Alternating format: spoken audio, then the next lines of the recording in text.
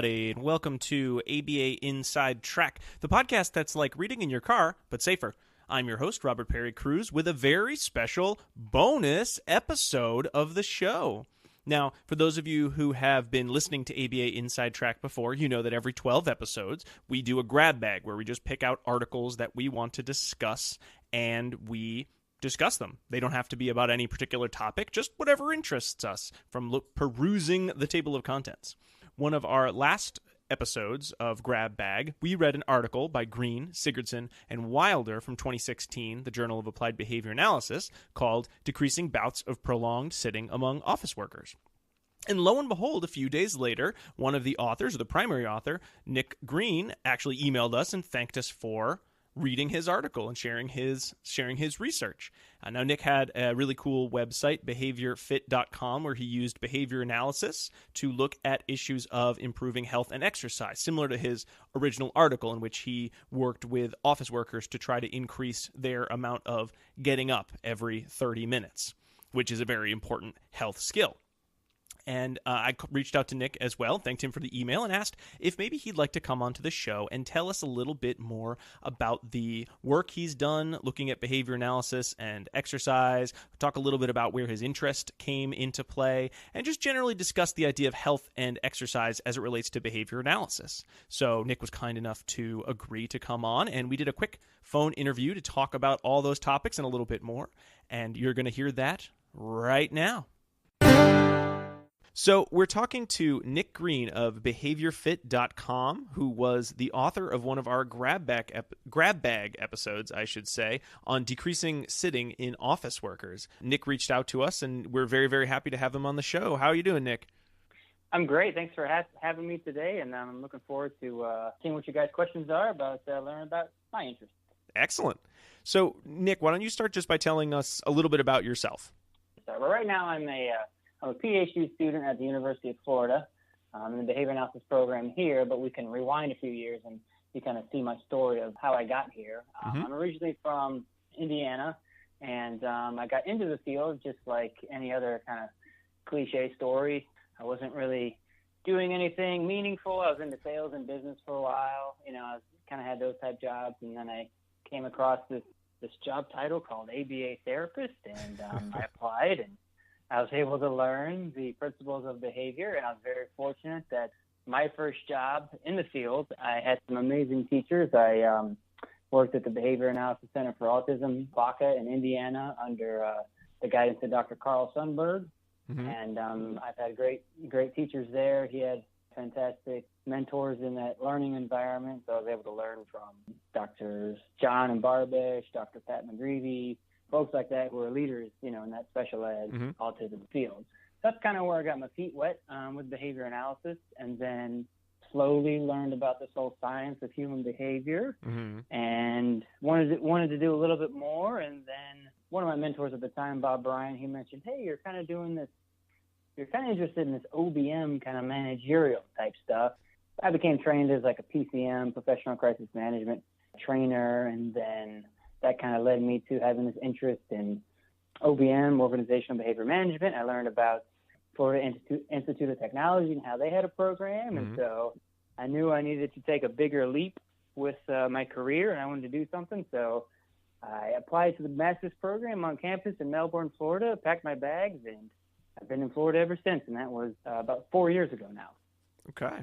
Yeah, so I guess kind of continue with the story. Then I got into OBM, and then as it came, come your second year in the master's program, you need to come up with a thesis topic, and I was kind of going through my own personal transformation with my own health, and so I was reading all these things about sitting is the new smoking, so I started getting into the whole sedentary behavior. I learned about physical activity and started really studying part of the area of that, physical activity and wellness. And so that was my master's thesis. That was the article you guys covered in your grab bag episode, which again, thank you for that. Oh, sure. And that really kind of led me to a position where I said, you know what, I've been fortunate to kind of learn all these really neat things about behavioral science and sedentary activity. So let me figure out a way to share this information with other people.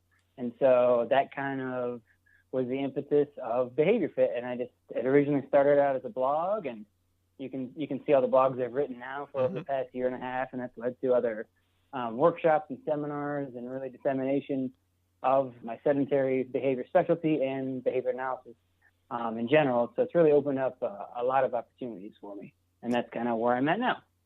Excellent. So, we really loved the article on decreasing sedentary. My story. I mean, I guess it was kind of a story, to some extent, but we really enjoyed the article. I tried to make it short, to kind of, yeah. Good short articles are always, everyone loves those. Everyone will read those, So yeah. I was looking at your blog. So after you reached out, I checked out the website, and I was reading your blog, and I was reading your I guess you call it the manifesto on the 4 pillars of health. Where did you come up with that idea? Yeah. So really, I would say, I'm speaking to an audience of behavior analysts, this whole sedentary behavior, personal wellness journey of my own was a behavioral cusp of sorts. So it really just kind of opened up that I just peeled back the layers to all these just different areas of health. And I'm looking at my bookshelf now, and I just became a voracious reader on all these trade books and research on sleeping and eating better and moving right. And it really I saw just over, a year and a half worth of reading everything, that these are kind of the 4 main areas that you kind of need to have a pretty healthy life, in my opinion. So that's kind of where they came from. Great. So you should lift weights. Is that specifically weights or just sort of general exercise? Yeah. I put that in there specifically just with the main caveat that a lot of people know about the general 10,000 steps, a day recommendation, which is great, but the other recommendations are you need to have strength training exercises, and you need to engage in some balance and coordination exercises too, whether that be, box jumps or, other plyometric exercises where jumping and juking, things like that. And really just my basic understanding of getting stronger and healthier. And really it's about, functional health, that we're kind of fighting this thing called father time. And as we age, we're losing muscle mass and bone density. So if you don't keep up with just lifting the heavy weights and keeping that going, you're going to be fighting an uphill battle. So that's super important. Okay. So it's weights and getting moving, just like in the article, getting up and moving every 30 minutes, sleeping 8 hours a day or thereabouts. Yeah. Sleeping, rest and recovery is super important, not only for if you're exercising, you need to have also, if you're thinking hard and working hard, have all that extra, I would say loosely speaking here, that cognitive load, because, physiologically what's happening is that your brain needs to be, asleep for long periods of time to clear out all the metabolic waste, so your brain is healthy and ready to go the next day. I know that's not the most behavioral speak, but that's just the basic kind of understanding of it. Well, I'm guessing that you're not just doing workshops for behavior analysts, so you probably have to use a lot of the language of whoever your audience is. So you probably have a good grasp of that, right? Yeah, and like I said, the caveat that I'm a behavior analyst by trade, and I just try to learn as much as I can about these other areas. So I'm not a brain surgeon, but it's just these are the basic things I've kind of picked up on by learning from all these expert trade books. That it's just like, oh yeah, that's why I can't think straight after a couple of days because I'm short on sleep. I'm tired, and just understanding the physiology, I think for me has produced some really good rule governed sleeping behavior. Yeah. So with the weights, sleep, getting up, moving, and then eating fats, avoiding a lot of foods with carbohydrates. So those are your four pillars. Did I get them all? So those are the 4 pillars. Correct. Excellent. So Nick, I'm a behavior analyst just like you, and I understand behavior change and how hard that can be. And I'm going to tell you right now, I don't think I do any one of those particularly well. So how the heck am I going to change my behavior? Because even with your sitting study, I know the results were better, but even those, you weren't getting everybody up to that goal of getting up every 30 minutes. So what do you find the biggest challenge is in getting people to change their behavior related to health and exercise? Yeah, I think if we kind of put it, using the 4 pillars metaphor here, it's just kind of like, where do you, out of those 4 pillars, if you're to rank all of them, what would be the most important to you? What would be the easiest thing to change? You could be somebody that it might be super difficult because a gym's not close by, or you don't have the money to pay for a membership. But maybe what you can do is you can start moving. That's free, so to speak, and maybe you can start, by downloading an app. So I'd really just look at, what would be the, client's, path of least resistance. What would be their preference first, and then look at, what would be the easiest thing to change, and then just change one thing, right? Because then you can work one thing and then slowly, get some success with that one thing, and then you add the other pillar and then the other one. And eventually, once you get all four kind of pillars working together, then I think some key, social validity check-ins, every couple months you say, okay, how are we doing? How's the sleep going? How's the exercise, right? Because if you're going to start exercising more, you're going to need to eat more possibly, and you might need to sleep a little more because you're going to be tired. So, once you start changing all those behaviors, then it'll take time, of course. But I would say, just to answer the question initially, just what's one small thing you can change to get things moving in the right direction? Okay. You're spreading the gospel of health and exercise change, and hopefully also behavior analysis. Do you try to use more than just the antecedent strategies and the kind of the check-ins used in that article, or do you try to use any reinforcement strategies? Help folks figure out how to find that minimal response effort, sort of like you were just describing. What's sort of the tack you like to use in, and you can use behavior analytic terms all you like. It's okay. Sure. Yeah. So if I'm answering this kind of from a research perspective, I still have to, investigate, possibly by using some type of assessment tool to figure out what are those antecedents that people are more familiar with that I might not need to implement. For example, if yourself or listeners have heard of the performance diagnostic checklist. Have you heard of that, Rob, by chance? I believe so. I get a lot of checklists mixed up though, so I'm okay if you want to explain it again. Yeah, it's just a general kind of assessment tool. It's kind of the closest thing you can get to a type of a functional assessment, kind of in the workplace. That's developed in the OBM literature. So you just look at just what the antecedents are in place, such as like company policy or the consequences, 4 different areas with equipment, processes, knowledge, things like that. So what you can do is just by possibly tailoring, and I'm kind of working on developing this through my time here as a student, that maybe I don't need to educate somebody on all these risks of sitting, like they already know about it, but maybe they only need to know about the recommendations of moving every 30 minutes. Or maybe somebody knows that, but then I can just go with, there's no meaningful consequences in the environment. So maybe I can start there. Or if those 2 boxes are checked and that's not the indicator route, maybe I need to look at a possible, can the environment support the behavior change? Here's a great example. One of my participants, I highly recommended that they remove themselves from the study because this is unrelated to my work with them, that the environment they were working in, their boss gave them a write-up from being away from their desk.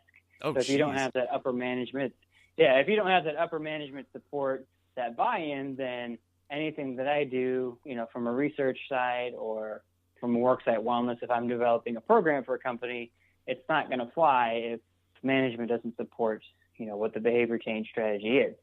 Yeah, just a quick note with that participant, she was just getting a drink of water and somebody said, hey, you're not at your desk. And she was written up and I say, okay, well, my study requires you to kind of be away from your desk. So I don't want to jeopardize your career. So, and she was she was already forthcoming with, she's like, I'm not so sure about that. And what kind of draconian workplace? Fine, Yeah, the job tasks were such that the individual was required some specific like coding type work at their computer. So any any time spent away from the desk could be a loss in productivity. And looking at those type of variables would be super important. So I kind of went on a tangent there. Does that kind of answer your question from the research side? I think the idea of looking at this is a lot about antecedents because you can't control all the consequences yourself. You talked about minimizing response efforts. So, hey, I think everyone could probably do the get up every 30 minutes. That seems so easy. I was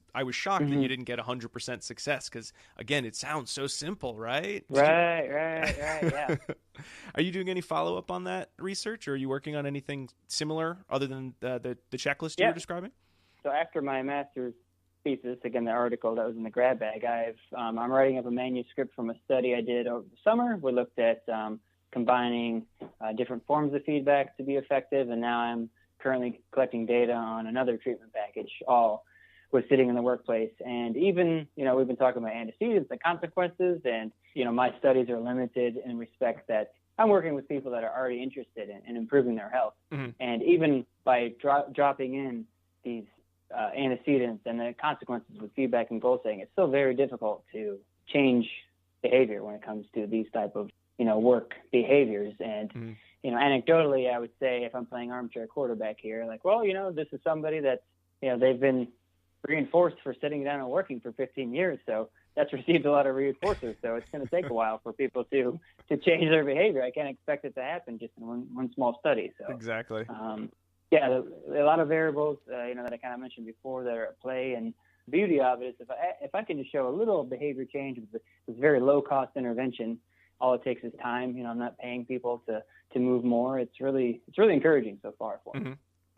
Now, have you, especially since you have a background in OBM and you are working on initiatives that are very clearly designed for the office environment where a lot of people find themselves, have you been able to work with any offices on a larger scale, or have there been requests for that service, or have you sort of been just getting volunteers here and there as part of research or? Yeah, that's what I've been working on, pretty much just kind of doing the groundwork and just trying to figure out as much as I can. I've been active on campus with the University of Florida Wellness Committee, so I've been able to learn a lot as far as like what are the key indicators that wellness and human resources, what are those data sets that they value, what are those outcomes that are meaningful in the program. So it's really just spending a lot of time, and it takes a lot of time to learn how certain processes work when it comes to large scale, especially at a major university. Like the University of Florida has 60,000 undergrads or more. Mm-hmm. So it's,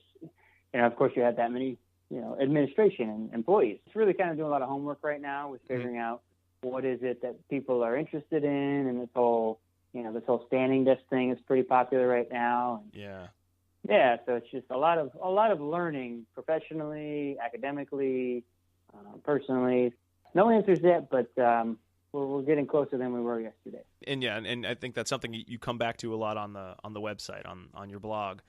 I was looking through some of the articles today, and I know one that I was really, really wanted to read with rapt attention was the blog post on standing desks, and do we need standing desks? Mm-hmm. Are standing desks sort of just the new fad of, you shouldn't sit, so I guess you should stand all day long? And are you a standing desk guy? I assume from the post that you do have a standing desk?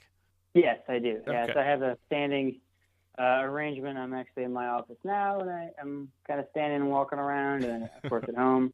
That really is just kind of a product of me reading all this research, and the experts in this field who are public health, officials and heart researchers have recommended that we reduce our sitting time by at least 2 hours every day, and to break that sitting pattern every 30 minutes. So it's if there's opportunities for you to get up and move around, it's best to take them. Mm-hmm. Of course, that's just an antecedent rule, but it just, once you start looking for it and engaging in the behavior, it slowly becomes a habit, loosely speaking, and, you just don't think about it. But yes, I do. I'm active, always moving.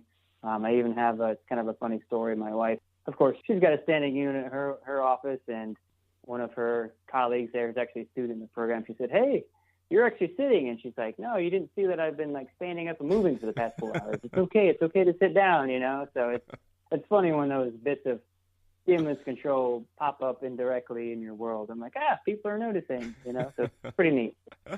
So it's okay if I'm sitting. I just need to make sure that I'm moving, and if I can stand a longer period of the day, that's better for me overall. Does that kind of sum it up? Yeah. Yep, and there's going to be all those negative reinforcement things happening too. Your feet are going to hurt, and that's okay. Your body's not used to standing or being up for that extra hour or two a day, so there's going to be an adjustment period. And even when I first got into it, I thought it was kind of weird. Okay, I'm standing and working. I've never done this before. It's kind of odd, and so I'm thinking about standing instead of thinking about my work. But eventually, you slowly forget about it, and as you just become just the way you do things. And and it's one of those peace of mind, again, things that you're like, okay, I'm being healthy, I'm up, I'm moving, I'm better than I was yesterday. So that's the important part. That's good. I know for me, one of the nice things about my job for the past few years has been I do a lot of consulting, which means I have to get up, go to another school, sit down, write a report, get up, go to another school. If I'm observing, people are always like, why don't you sit over here? And I try very hard to say, no, I am going to stand for the next 30, 40 minutes while I observe, because I know if I sit down, I'll just never get up again and, not follow the student and just be like, I'm taking notes from across the room and I'm not being as healthy as I should. And I've been very aware of that since reading your article too. So thank you very much for making me not feel so stupid for turning down the chairs. Reading the article. Okay. Yeah. So you've converted. You've got at least that. You've got at least that in no matter what. It'll change your life. It'll change your life. I think you bring up a good point of if I just want to add here that, like, earlier you mentioned that, let's say maybe I don't have these 4 pillars going on, what can I do? And in my workshops and presentations that I give, is I show this elaborate, data with these interactions, as a function of sitting time and exercise time, that sedentary behavior is an independent risk factor. So regardless if you exercise, and this is, covered in a lot of my blogs, that sitting is detrimental to your health. So at the end of it, I say, I'm not trying to sugarcoat it, but there is kind of a glimmer of hope here that even if you got a busy schedule, what you can do is that to get healthier, you can either reduce your sitting time or you can increase your exercise time. So there's a nice little, preference, a little choice there too, a little concurrent chain. I'm just like, well, if I can't, I want to get healthier, but let's say I haven't figured out the exercise stuff, but I can get up and move more throughout my day. And I think that's a good win. That's a good win for people there. So yeah. It's powerful. I mean, it's one thing to be told, all right, you need to eat better, sleep more, get up and move, and exercise. And it sounds so overwhelming. But when you talk about it, as you just did, you've got, here's your preference assessment. You can either exercise a lot more, you can get up and walk around every 30 minutes. I think most people have the choice of the latter, and it's so achievable. It's not as easy as just, I guess I'll get up, as your study showed, but it's so much simpler, and it's attainable in a way that I think people could get reinforced pretty quickly. I know reading the article, even in the initial pages, talking about, as long as you're getting up and moving, that's not more important than exercise, certainly. But if you have 2 equal people, the one that gets up and moves is going to be better off, even if you control for exercise. That made me feel like I can actually be a better person. I'm so excited.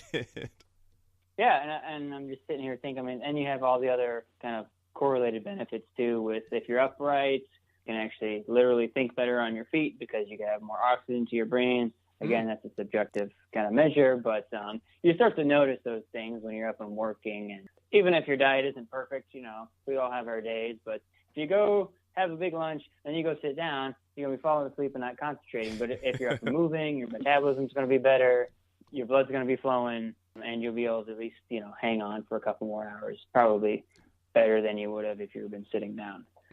Yeah, I wanted to add in there too that as much as my nose is always in the kind of the latest fitness blogs and the research and everything, that if we're talking about health and wellness as it relates to behavior change, we have to understand that things are going to take a while to, adapt and change. Like health and wellness is not going to happen overnight. So there's no magic pill, right? Just like you see that if you ever see, you have the infomercials that, hey, you can get abs in 30 days and things like that. But, if we're behavior analysts talking to other people, we need to make it clear that, you can't just go in for, liposuction. Like, you didn't change any behavior. You changed the aesthetics, but, what's going to happen? That behavior that's being reinforced to produce more body fat, that's still going to persist, right, unless that behavior's changed. So I think it's just important to point out that focusing on those behaviors related to the long-term outcomes, is super important. Because if you just look at, maybe an overweight population, that's just behavior of excess, right?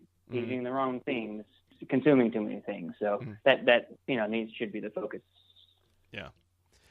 So Nick, I know here on the show we've been really looking a lot more and more as we've gone on into the idea of the dissemination of behavior analysis, and it seems to be when you look, I have some Google alerts set up for behavior analysis and behavioral science, and I get a lot more hits for behavioral science these days, and it feels like there's a population of folks who think they know about behavior, and they think they know about behavior change related to, say, special education, classroom behavior management, and you read what they're writing, and it's sort of like they got the idea, like they went to a good talk, probably by a behavior analyst, and then they sort of just missed the end point. They looked at the surface level, oh, here are steps to do, but they don't understand the why or how it would be effective.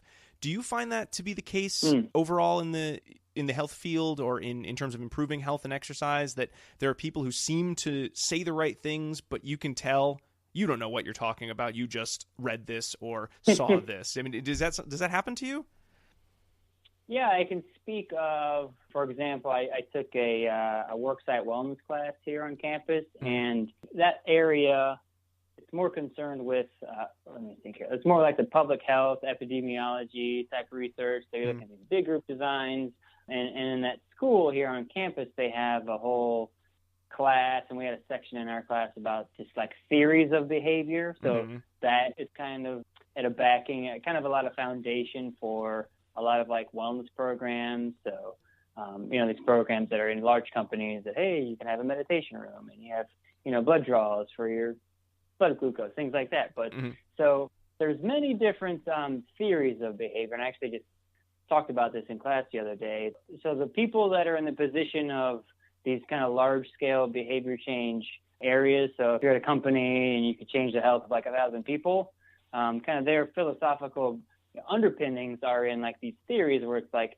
we need to change the attitudes and the beliefs that are based on the social norms. And so they use the word behavior a lot. So I was excited when that unit started, but it has no foundation in operant conditioning or radical behaviorism. So there's no mention of Pavlov, Skinner, no base, not even just the basic, punchlines of those guys. So I was let down, of course, as a behavior analyst, but I think it's important for us as a field to recognize that these are the individuals that are working on these programs that have the keys to the car to affect health on a large scale. And they might be using similar terms, but they don't have similar behavior change beliefs, if that makes sense. No, I get what you're saying. So that's kind of where I've ran into it there when it comes to kind of differences in dissemination and having other people talk about behavior, but where it's like it's close and behavior is almost like a buzzword, I think, kind of like you're alluding to. And even other people are out there. I've heard of one conference that's coming up that includes a speaker where this individual, she's got a successful business, but she's like a behavior change specialist, and she, is all about figuring out how to motivate employees really, but she's calling herself like a behavior change specialist, and it's just like, it's kind of watering down her science, and you just want to, I don't know. It's I think we're experiencing similar things just in different industries, I think. Yeah. So are you one to sort of smile politely and try to rephrase terminology when people kind of hit you with that? Or do you gnash your teeth and get grumpy and say, you don't know what you're talking about?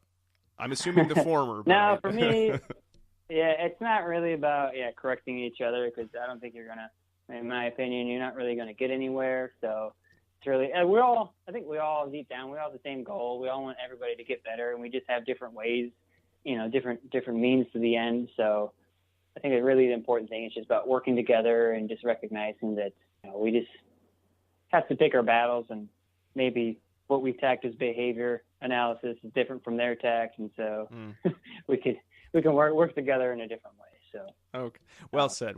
We've been doing some research ourselves on dissemination, and yep, that you got it.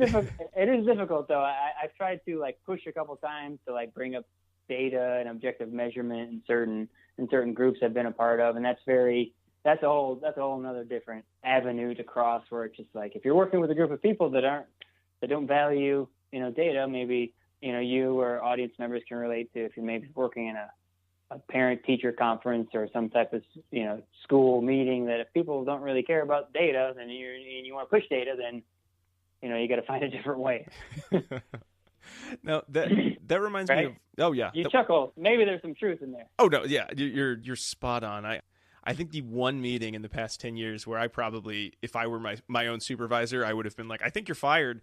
It was very much about that. Why is no one looking at my data? I'm clearly right. And for whatever reason, that was the hill I chose to die on. And not my best moment, but it is such a shock when you realize how big, data, everyone's saying data this and data that and big data, and we're using data, yet nobody really wants to actually use that data. They just want to know that it's being collected and it's been put in a vault somewhere. Maybe someone made a spreadsheet at one point, and when we can sleep safe at night knowing that there's data around us, but nobody uses it. That sort of makes me think of, I think, one of your posts that you sort of mentioned the idea of everyone's got their Fitbits and everyone's got their step trackers, and how that's really a guideline. Do you find that people, the average person, is actually using that data? Do you think it is a useful trend that everyone has these fitness trackers? What are your thoughts? Yeah, so the research article that I can bring to mind real quick is that people who buy like Fitbits and trackers, they tend to not wear them after like 6 months. So you have that issue right there. So, the whatever we want to call it, novelty, like a stimulus control, wears off, and they're not using it anymore. But really, the first question now that I think about is, you're collecting data. What are you going to do with it? Right. So you got these steps. How is that going to lead you to changing your own behavior? And I think that's the more important question. Like, okay, I got this thing and it's got this heart rate monitor on it, and now I can see my heart rate. And then it's just like, okay, but what's the next step? And so I think that's a question that maybe a lot of people aren't asking. And then even when you're using the data, that, people could probably go back and forth with this argument, but really, if the device is maybe a prompt or something to get you to change your behavior, and now you're monitoring yourself and you're meeting your goals, which is fantastic. I'm all for it. But eventually, that's still an artificial device on your wrist, and it needs to be a prompt that should be removed, right? If you go in with an intervention, you want to remove it. So it's just kind of like the intervention just never went away. And, then you become, what is it? You become prompt dependent on your watch or your Fitbit or whatever it is. So the main questions are, you're taking data. That's fantastic. Are you going to actually use it? Are you going to link it to your health behavior? And then once you maintain that behavior, once you get the maintenance going with your activity, then do you remove it? Because I think that's what you should do.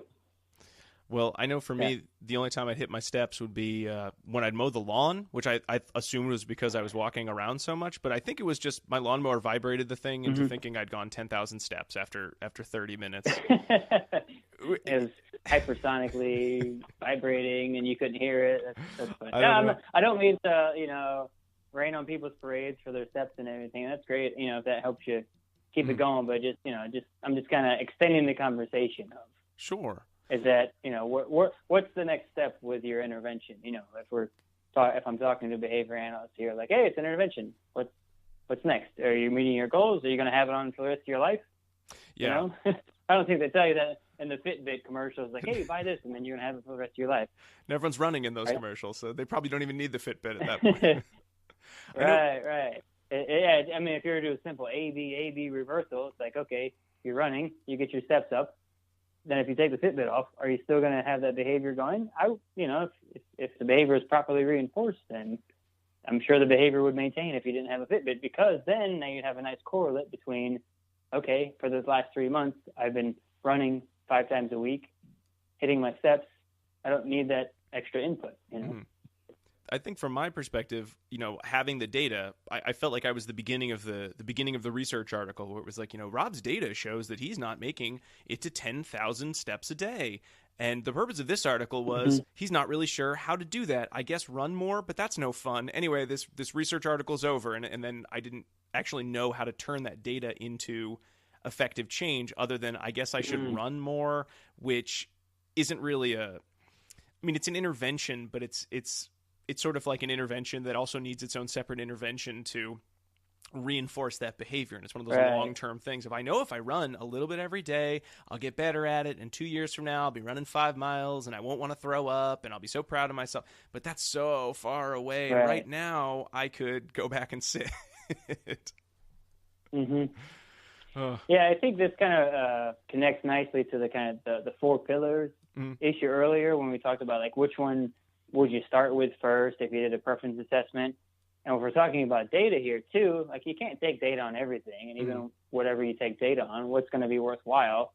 This is just kind of my own personal experience here, but it's just like, if I'm targeting sleeping, eating, activity, moving throughout the day, you can't take data on everything every day. So it's like, what pillar can you start with, and then what can you reasonably take data on and have a meaningful change?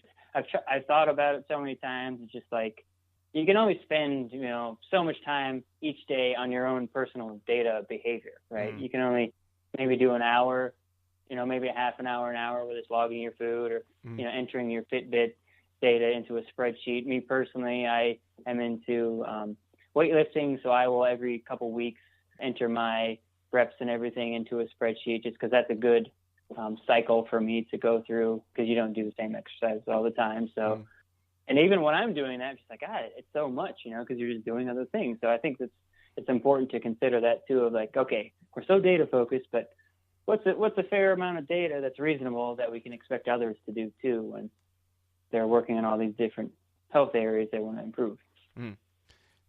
So when you're working with folks, do you identify yourself as, I'm a behavior analyst, so listen to me? I mean, maybe not that last part, but is that part of who you want to present yourself to when you're working with folks who aren't behavior analysts, or who may not know that behavior analysis is something that exists outside of autism? Right. Yeah. So when I do chat with people as far as like my interest and everything, I might use like a more general. So many times now I said, hey, I study behavior analysis, and I say, have you heard of that? No. So I might say, I'm into behavioral health, and I'm into workplace health and reducing sitting, and that's what really starts a conversation, rather than going to the nuances of the science of behavior. But when I'm in my presentation and everything, because I talk about so many health things, I think it's important, and I add this, that I have a disclaimer that says, I'm not a medical doctor, I'm not a certified ergonomist, I'm not a physical therapist. But what am I? I am a behavior analyst. And so I just briefly talk about, my academic training, what the basics of behavior analysis is, then I move on, and then just jump right into my presentation. Okay. And that seems to be kind of well received. And I just kind of make it very basic. I think it's the science of human behavior, and I'm clearly fluent in these words right now. I say just like geologists study rocks, and doctors study blood panels, we study human behavior. Just what we say and do. And let's get into my subject matter. And then I talk about sitting and sedentary behavior and physical activity. So that's been a real valuable strategy for me. And I guess no news is good news, and it's been well received. Excellent. So Nick, for listeners, they're interested, they go to BehaviorFit.com, they check out some of your blog posts, they read the article. What would you say is, it can be behavior analytic or non-behavior analytic, probably the easiest and best starting resource for people who want to get into better health, better exercise, really get towards those pillars beyond just the 30 minutes, standing after 30 minutes? Just so I understand it, you want to say, so somebody's out there who's listening, who's unhealthy and wants to get a little healthier. Is that the basic question? Yeah. So where do they start? Where do they turn to? I want to read a book or a paper. Yeah, I have on my page kind of like a recommended reading area on it. So I have it broken up into just the different, like a sleep book that I read, some basic nutrition books that were pretty helpful. As I'm saying this out loud, people are just like, oh, great, I have to go read. Yes, you can start with my manifesto, take that at face value, and just no.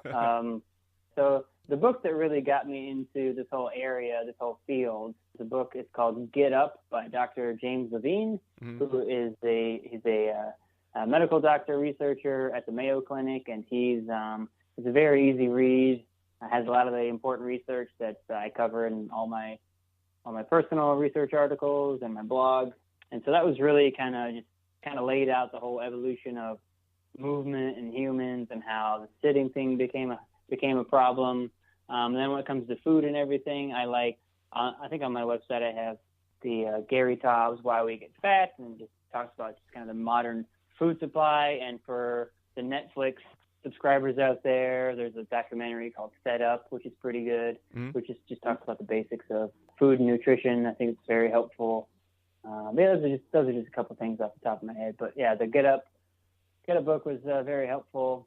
I'm looking at some thicker books, so that might be a little A little too big. I want thin. You know, I've got kids. I'm gonna fall asleep if I read before bed, especially if I'm trying to do my 8 hours. So something I can read in, I mean, a if lazy anything, Sunday. Yeah. Right, a lazy Sunday. It's like it seems like the rules are so simple, but it takes, just to be honest with you, it takes a lot of work to be healthy. If it was easy to be healthy, we'd all.